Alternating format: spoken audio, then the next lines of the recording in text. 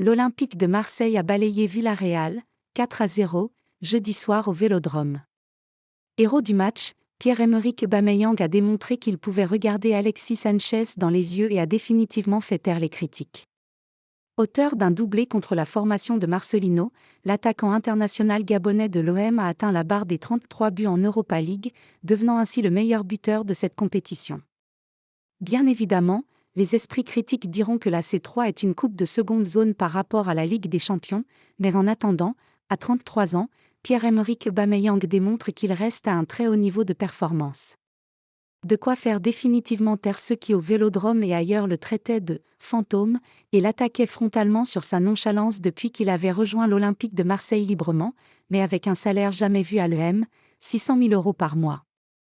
Pour l'ancien joueur d'Arsenal et du Barça, notamment, il y a aussi une petite revanche de prise dans un club où on avait tout fait, en vain, pour conserver Alexis Sanchez au dernier mercato d'été.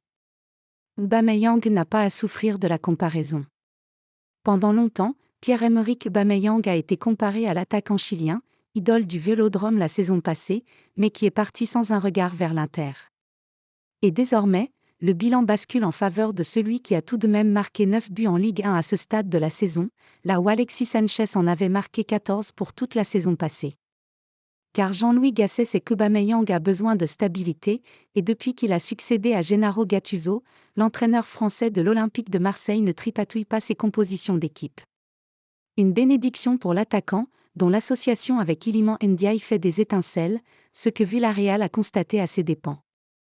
Alors, au moment où l'EM vient d'enchaîner une 4e victoire consécutive toutes compétitions confondues, à présent plus personne n'ose parler du buteur chilien, lequel sort rarement du banc de l'Inter et doit se poser des questions sur le choix fait à l'été 2023.